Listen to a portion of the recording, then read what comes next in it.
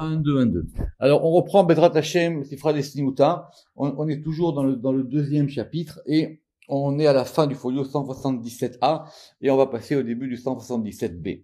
Donc, vous vous rappelez, on a bien vu tout ça depuis le début et la dernière fois, on avait vu le et en haut, le et en bas, le vav d'en haut, le vav d'en bas et le yud.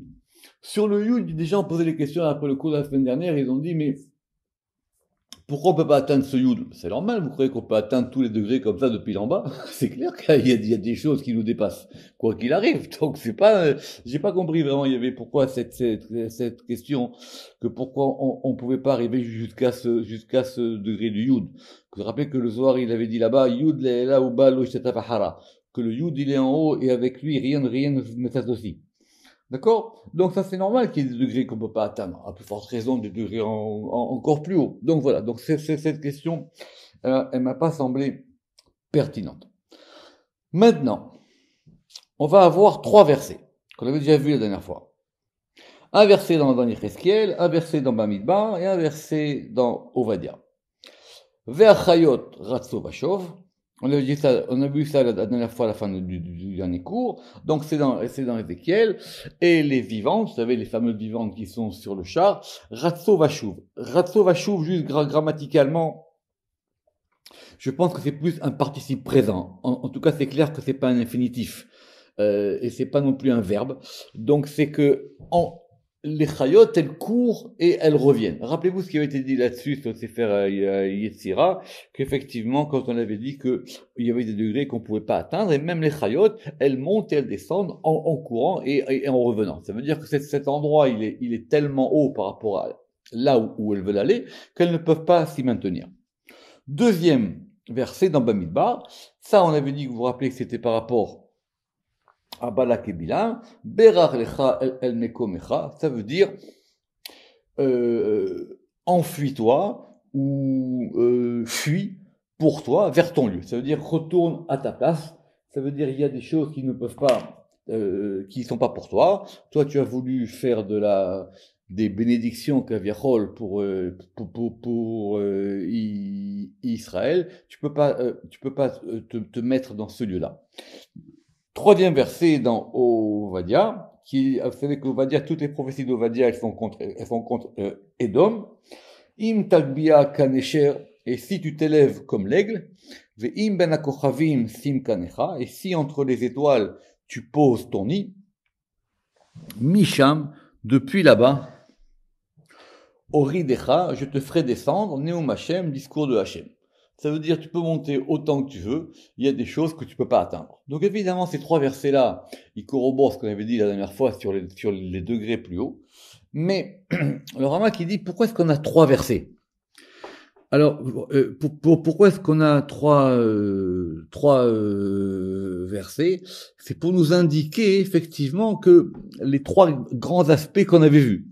Alors ça correspond à Yud Kevav, une option, soit pour indiquer que ce degré qu'on a vu jusqu'avant, qui est le degré de Hati, qui est le degré du Keter absolu, c'est un degré auquel effectivement on ne peut pas accéder. Et si c'est comme ça, on va avoir maintenant, alors c'est pas simplement l'avis des commentateurs, c'est en tout cas l'avis qui ressort quand on lit bien le texte, un changement dans le texte. Et on va maintenant passer à une deuxième étape très importante qu'on va essayer d'expliquer aujourd'hui. Et tout de suite, on va mettre un quatrième verset. Pourquoi? Parce que ce quatrième verset, il est différent. Et ce quatrième verset, il va nous faire la jonction avec le folio 177b. Donc c'est un verset connu dans Bereshit, Vatotsi haaretz deshe. Vous vous rappelez? Et la terre, elle a fait sortir alors soit de l'herbe, soit du gazon, soit de la végétation. Vous vous rappelez que dans la suite du verset, on aura d'autres éléments. Donc, on traduit comme on veut. Donc, on revient à Maaseh Bereshit. On revient à Maaseh Bereshit. J'ouvre une parenthèse importante. J'ai eu une discussion cet après-midi avec un collègue, un grand connaisseur du Zohar. Et il m'a dit, et j'étais d'accord avec lui, qu'il faut se laisser porter par le texte. il faut pas essayer de plaquer sur le texte des choses. Ça sert à rien et ça marche pas. Ce texte-là, aussi confus qu'il est, aussi difficile à comprendre, il faut se laisser porter par le texte. Si vous voulez vous accrocher quelque part, ça va pas marcher. Donc, Vatotse Haaretz déchet. Et la terre, elle a fait sortir de l'herbe. Donc, on revient à Maaseh Bereshit. N'oubliez pas qu'évidemment, ce Maaseh Bereshit, depuis le début, il est avec nous. Je rappelle que depuis le début, on a 3 éléments qui sont toujours avec nous. La fameuse balance qui est derrière, le visage qu'on a vu, ou qui a été décrit, qui a donné lieu au tikkunim, toujours revenir depuis le début. N'oubliez pas toujours depuis le début, sinon vous ne comprendrez pas. Et le troisième récit qui va avec, c'est le récit de Maaseh Bereshit. Ce récit de Maaseh Bereshit, le Sifra Dessinuta, évidemment, qui ne le suit pas à la lettre. Il prend dans Maaseh Bereshit les éléments qui l'intéressent pour pouvoir continuer. Pourquoi ce verset, il doit nous interpeller? Parce qu'on va nous poser une question. Et Matai, quand? Ça veut dire quoi, quand? Quand est-ce que la terre, elle a fait sortir de l'herbe? Évidemment que je le sais, c'est marqué dans la Torah. Évidemment que je sais quel jour c'est de la création. Donc évidemment, ça parle d'autre chose. Donc quand c'est que ce degré qui s'appelle la terre, il va commencer à faire sortir de l'herbe. Et c'est là, d'après le Ramak et les autres commentateurs, et qui se lisent sur le texte, qu'on va passer à un autre degré. Il y a quelque chose où maintenant on va indiquer un nouveau temps, une nouvelle temporalité, dans le texte lui-même. Kad, Shema Itneta, lorsque le nom a été planté. Alors, c'est quoi ce nom? A priori, si on suit ce qu'on a fait les cours précédents, c'est notre fameux nom Yud Kevav. Notre fameux nom Yud Kevav qu'on a déployé dans les cours précédents, à un moment maintenant, on va le planter. Et évidemment, vous comprenez que si on le plante, il y a quelque chose qui va sortir. D'où la relation avec le verset. Pour que la terre, elle fasse sortir quelque chose, il faut qu'il y ait quelque chose qui a été planté. Donc c'est un nouveau commencement. Et Urden, et alors, Avira Nafik Venitzutsa Izdaman. Alors l'air est sorti, Venitzutsa et l'étincelle, Izdaman, ça veut dire elle est invitée, elle est présente, on peut même dire aussi qu'elle se présente. C'est ça. Elle est prête à. Elle est apprêtée. Je ne sais pas comment on peut dire ça en français. Et l'étincelle est invitée, ça veut dire que elle va venir maintenant. Ceux qui ont fait les Tikkun Zohar, ils connaissent cette notion de Avira. Cette notion de Avira, c'est quoi? C'est le premier élément de la création. On l'a vu dans le Tikkun 5, c'est expliqué longuement, à savoir qu'il y a un Avira. Et Avir, ça s'écrit Aleph, Vav, Yud, Resh. Et de ce Avir va sortir le Yud. Et quand on enlève Avir du Yud, on va avoir Or. Or, c'est la lumière. Et la lumière, c'est le premier élément de la création. À tel point que traduire ce Avir, bien que c'est que la traduction par air, c'est un peu difficile, donc certains ont préféré traduire comme étant l'éther. D'accord? Une espèce d'air éthéré, voilà. D'accord? Comme on dit en français, l'éther. Donc c'est le premier élément de la création. Donc on rentre maintenant dans le principe de la création. Que le Sifra Dessinuta, il mélange la lumière avec les végétaux, c'est pas notre problème. Laissons-le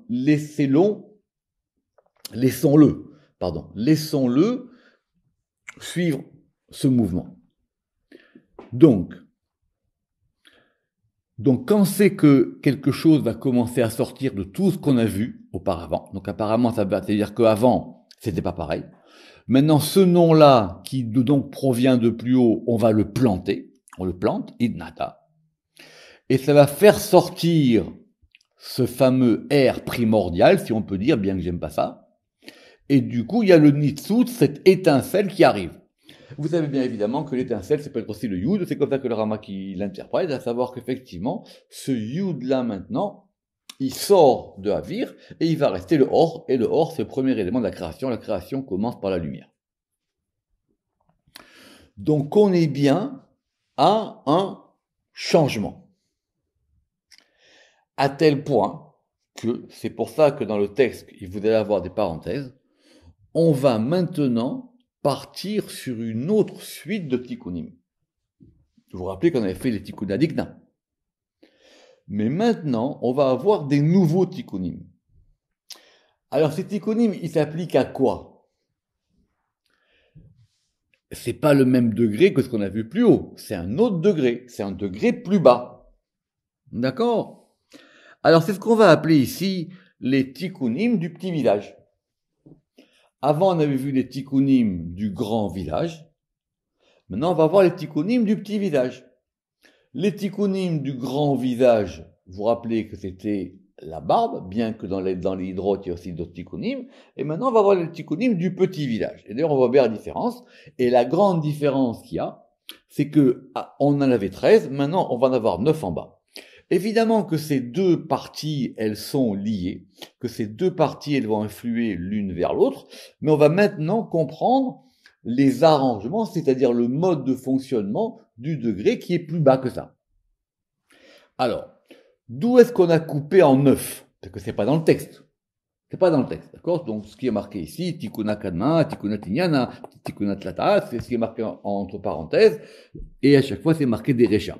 Pourquoi des Réchas? Parce qu'effectivement, ici, on va nous décrire une tête. On nous décrit une tête, et sur cette tête, on va voir 9 points, 9 dynamiques, 9 flux. C'est ça qu'on va appeler 9 tikkunim. C'est une bonne question. Le Ramak, il a un découpage. Ce découpage, il est à peu près cohérent. Il est à peu près cohérent partout. Ça veut dire, on va le trouver dans plein de commentateurs. Et ce qui fait qu'on a pu insérer dans les éditions, effectivement ici, on va jusqu'à 7. Oui, c'est après qu'on verra les 9. C'est après qu'on verra les 9 à un autre degré. On va maintenant nous redécrire une tête. Donc c'est pas la même. Chad, Gulgata. Donc il y a un crâne. Itpachat Besitroy. Et qui se déploie dans ses côtés. Tala Maleala, dit Tregvané. La rosée est pleine. Alors, Allah, on va y revenir, c'est peut-être sur lui. Dit Tregvané en 2 nuances ou en 2 couleurs. On commence par le crâne. Ce crâne-là, il va se déployer dans ses côtés. Il se déploie où? Vers le haut ou vers le bas? Alors, Ramak, il dit, c'est clair que pour moi, c'est vers le bas. Ce crâne-là, il se déploie, ça veut dire quoi? Il se déploie, c'est-à-dire il va avoir un influx, un déploiement vers les degrés qui sont plus bas. D'accord. Ce crâne, il est empli de rosée. Alors évidemment, tout le monde se rappelle, Shiroshinim Natal, dans la petite Eliaou. Et on avait dit que Tal là-bas, c'était quoi? On avait dit que Tal, vous vous rappelez, c'était quoi? C'était le milouï de Yud Kevav. D'accord? Le Shem Yud, Tal, ça vaut 39, le Shem Yud, ça vaut 20, et Vav, quand on les remplit avec des Aleph, on arrive à 39. Donc, on a encore notre Shem Yud Kevav. Et si ce crâne, évidemment, il y a un verset dans Shirachirim, parce qu'elle dit Shiroshinim Natal, parce que ma tête est emplie de rosée. Ça, c'est clair. Le lecteur du Zohar, il sait ça. Ça lui parle tout de suite. Donc, si ce crâne, il est plein de rosée, d'où elle provient, cette rosée? Cette rosée provient de ce qu'il reçoit de l'en haut. Donc, on comprend bien que les 2 degrés influent l'un sur l'autre. Dit très gvané, et en 2 aspects, en 2 couleurs.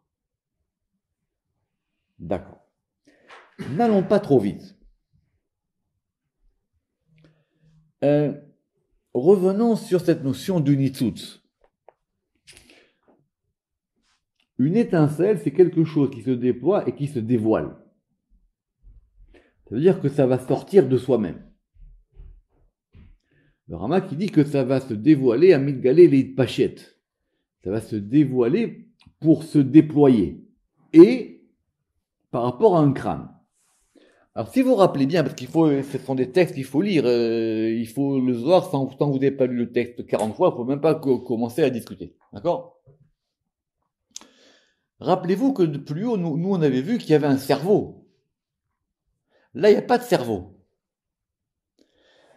Alors, le Rama qui veut faire une différence, en dire pourquoi est-ce que plus haut on n'a pas du cerveau et ici on ne parle pas du cerveau.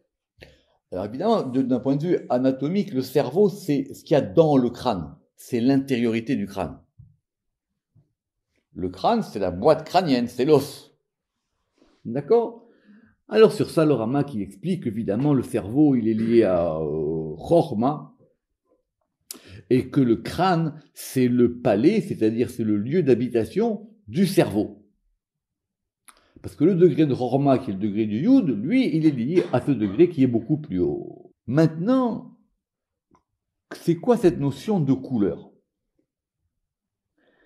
Alors, rappelez-vous que plus haut, si on avait vu une couleur, c'était une seule couleur, c'était la couleur blanche. C'est tellement du côté de la miséricorde, c'est tellement du côté de la lumière supérieure que ça peut être que du blanc. Alors que maintenant, et c'est ça encore une fois une preuve du passage, maintenant les choses vont commencer à se distinguer. Et elles vont se distinguer en quoi ? Entre ce qu'on va appeler le côté droit et le côté gauche. Le din et le rachamim. La miséricorde et la rigueur. Premier tikkuna. Deuxième tikkuna. Tikkuna tinyana derecha. Deuxième tikkuna, le tikkuna de la tête.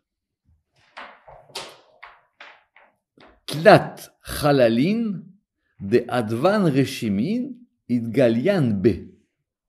3 cavités des lettres, reshimin inscrites, idgalian b, se dévoilent en lui.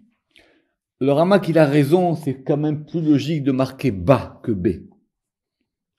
D'accord ? Parce que crâne, c'est un féminin en hébreu. Donc, ça peut être que ba, ça peut pas être b. Donc, il faudra corriger ça. D'accord ?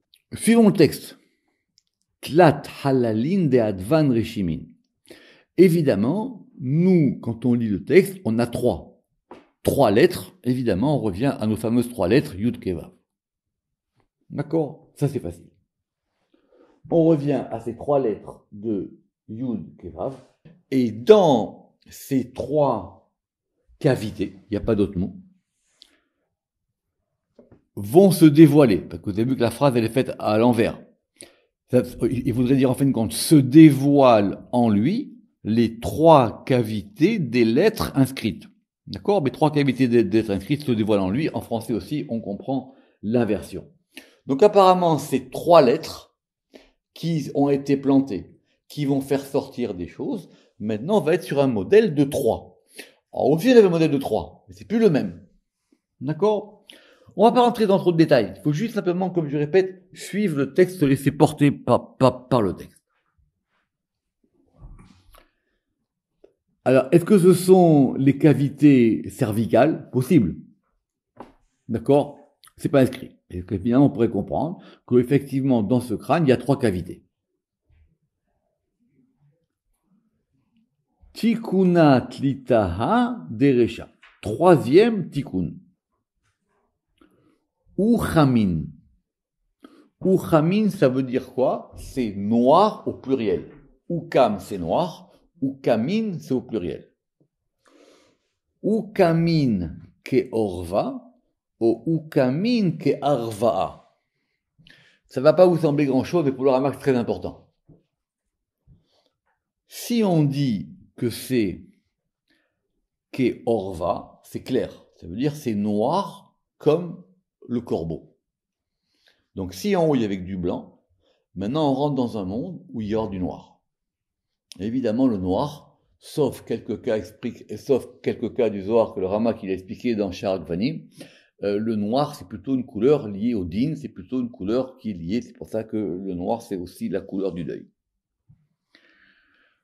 Et si on dit qu'Orva, alors effectivement, ça veut dire que c'est noir comme le corbeau.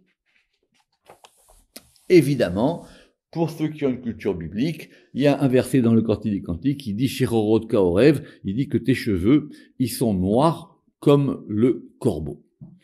Mais si c'est marqué que Orbaha, alors d'après le Ramak, c'est un autre mot. Et ça vient de Milachon Irvuv. Ça vient du fait que les cheveux, ils sont mélangés. Autant en haut, les cheveux, ils étaient droits et clairs.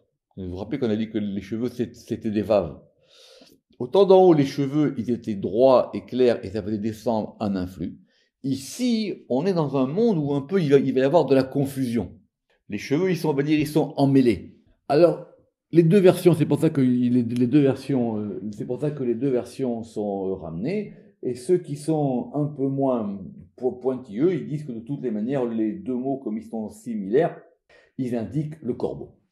Talian al-Nugvin amikin. Et ses cheveux, ils pendent sur les oreilles. On va dire comme ça. Ils pendent sur les oreilles. Qu'est-ce qui se passe si vous avez les cheveux sur les oreilles? Qu'est-ce qui se passe si vous avez des cheveux sur les oreilles? On entend moins bien. On entend moins bien. Ça veut dire que par ce degré-là, les choses qu'on fait en bas, ou les choses qu'on va demander, voire même les prières, et surtout les prières du Ramak, en haut, on ne les entend plus. Ou plutôt, il va falloir qu'on les examine avant de les accepter. Alors que ce qui est au degré plus haut, ça monte directement. Talian al-Nugvinamiki, à tel point que la suite le corrobore, de l'ayachi le mishma yemina usmala, et donc il ne peut pas écouter. Donc qui c'est qui ne peut pas écouter? Ce crâne, a priori dire comme ça. Il ne peut pas écouter le côté droit, le côté gauche. Évidemment, les choses qui proviennent du côté de la droite du Chesed et les choses qui proviennent du côté de Rachamim. Alors Makini, ça ne veut pas dire que les prières, je répète, ne sont pas écoutées. Il dit, ça veut dire que maintenant, elles vont être examinées. C'est plus pareil. C'est plus la même direction. On est rentré dans un monde plus inférieur. Évidemment, pour nous, ce sont encore des mondes supérieurs, mais par rapport au premier tikkunim, on est descendu d'un degré.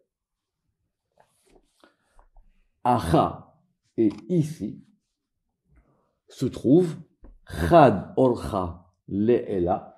Alors, Chad Orcha, ça veut dire un chemin. Le'ela, vers le haut. Et Dakik, ça veut dire... Dakik en hébreu, c'est tenu, c'est fin, c'est subtil. Acha, chad, orcha, le'ela, dakik. Donc ici, il y a une voie, on pourrait même dire vers l'en haut. Donc il y a une connexion. Il y a une voie qui mène vers l'en haut.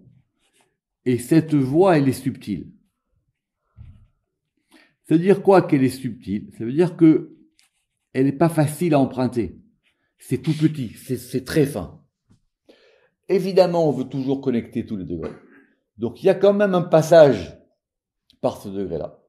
Effectivement, au niveau de l'écoute, c'est plus la même écoute. L'écoute, elle a changé. Et comme cette écoute, elle a changé, alors effectivement, ça va être plus difficile. On rentre dans un monde où il y a du din.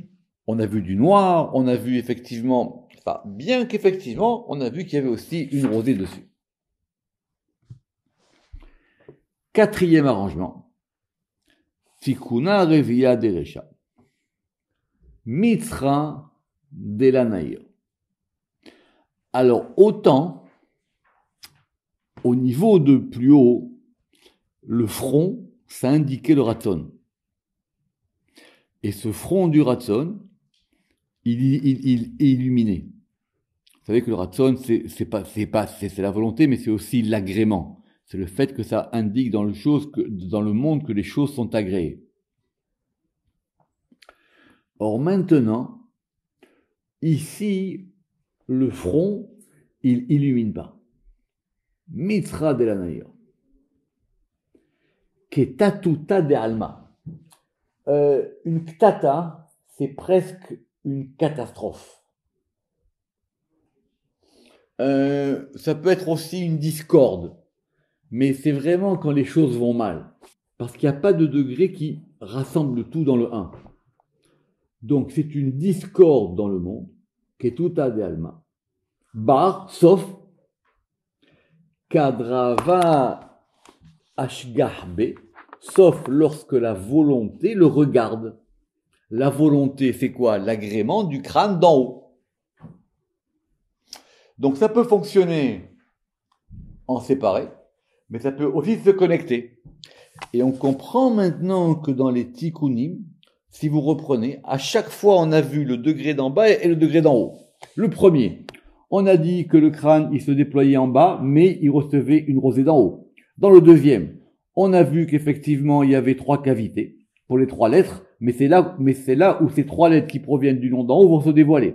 Le troisième tikkuna, on a dit que c'était noir comme le corbeau, qu'effectivement, du coup, ça allait boucher les oreilles pour pas qu'on l'entende, mais il y avait quand même une voix qui remontait vers le haut. Le quatrième tikkuna, et on pourra le faire pour tous les tikkunas.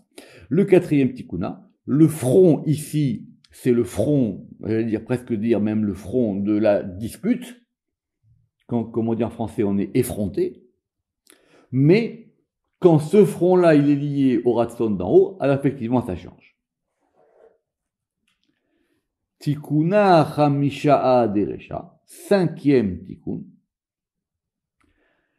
Einein Detlat Gevane, on a des yeux de 3 couleurs. Donc vous voyez bien qu'on est toujours sur un crâne. Les mirtat kamaehu, pour pouvoir craindre ou même avoir peur devant eux. Istechan. Alors, Istechan, c'est soit ils sont lavés. On va dire ça comme ça. Et ils sont lavés, bechalaba denaïr, du lait qui illumine. D'accord? Évidemment, tout le monde connaît Shirachirim, Rochatzot Bechalab, c'est marqué là-bas, dans le Cantique des Cantiques, qu'il y avait un degré où c'est lavé dans le lait. Évidemment, le lait, c'est la miséricorde, voire l'article lait qu'on a fait dans Erke Akinoïm. Alors, encore une fois, alors, ces 3 couleurs, on y reviendra si Dieu veut la semaine prochaine. Mais ces yeux-là, ils sont effrayants. Ce sont des yeux qu'il faut que quand on les voit, on a peur. Alors que l'œil d'en haut, on l'a pas vu dans Tiré des Simuta. L'œil d'en haut, on l'a vu dans la Hydra. Vous savez que c'est un seul œil. Et c'est un œil qui est toujours ouvert. C'est un œil qui est toujours là, qui va toujours surveiller, qui va toujours diffuser ou prodiguer ou provider, comme on avait dit, de la surveillance et de la bienveillance. Mais ces yeux-là, ils sont aussi lavés dans le lait qui est clair. Donc, c'est quoi ce lait qui illumine? C'est évidemment le lait qui provient du degré plus haut. Donc, ce texte-là, il faut le tisser. C'est du crochet au millimètre. Active. Et il est écrit. Enecha tirena Yerushalayim nave sha'anan. Alors, c'est une très belle prophétie de Isaïe. Tes yeux, ils verront Jérusalem. Nave Sha'anan. C'est une très belle expression en hébreu. Nave, c'est une demeure, c'est une résidence. Et Sha'anan, ici j'ai mis paisible, parce que c'est la traduction de Cahen, mais c'est plus que ça. Sha'anan, c'est la tranquillité absolue. C'est une prophétie qui dit que quand les temps messianiques viendront, Jérusalem sera l'endroit de la tranquillité totale. L'endroit le plus tranquille au monde. Et Nechat Irena Yerushalayim. Évidemment, nous, qu'est-ce qui nous intéresse? Ce qui nous intéresse, c'est l'œil. Et Nechat Irena. Deuxième verset, dans Isaïe, alors qui est un verset beaucoup plus dur. Je ne l'ai pas mis en entier, c'est qu'il dit que, hélas, cette ville de Jérusalem, c'était la ville où il y avait en elle la justice, et maintenant c'est devenu une ville où traînent des criminels et des meurtriers. Petite question grammaticale, Yalin, c'est un futur, mais tout le monde interprète le verset au passé. Vous savez ce que ça veut dire Yalin? Yalin, c'est un très beau mot en hébreu, et Chouraki a raison, c'est le fait de dormir, c'est le fait de nuiter, d'accord? Comme un malone, c'est un endroit où on dort, c'est une auberge, d'accord? C'est pour ça que la justice a nuité en elle. Ça veut dire que c'était là-bas qu'elle se reposait, c'était là-bas où elle dormait. Donc ces deux versets, est-ce qu'ils se contredisent ou pas? Mais, on comprend quoi? Et c'est tout de suite fait par allusion dans Sifra Destinuta. Nave Sha'anan, c'est-à-dire on a pris l'expression du premier verset. Nave Sha'anan, Atika Desatim. Ça veut dire quoi? C'est lui l'ancien qui est caché. Or, si c'est l'ancien qui est caché ou qui est fermé, c'est quoi? C'est le degré qui est plus haut. À tel point que le Zohar il reprend, il dit Einecha. Ktiv. C'est très court, hein, c'est juste une petite allusion. C'est quoi la différence qu'il y a entre Einecha et Einecha? Einecha, ce sont tes yeux, donc il y en a forcément deux. D'accord? Tes yeux verront. Et Einecha, c'est ton œil. Alors il dit que le verset, bien qu'on le lise au pluriel, dans l'écriture, dans le Ktiv, c'est marqué Einecha, ton œil. Ton œil verra. Or, c'est quoi le degré où il n'y a qu'un seul œil? C'est le degré d'en haut. C'est le fameux troisième œil. C'est l'œil qui est en haut. Ça veut dire qu'on lit tes yeux, mais on entend ton œil. C'est intéressant. Parce que où est-ce qu'il y a deux yeux? C'est ici, c'est chez nous, dans le Tikkun 5. Mais où est-ce qu'il n'y a qu'un œil? C'est au degré plus haut. Donc, à ce degré maintenant de l'œil, on a de même le tikkun d'en bas en connexion avec le tikkun d'en haut. Mais pour avoir cette notion de la paisibilité, si on peut dire, de la tranquillité absolue de Jérusalem, ça dépend de l'œil d'en haut quand il est connecté avec les deux yeux d'en bas. On reprendra ça la prochaine fois. Baruch Adonai Le'olam. Amen ve Amen.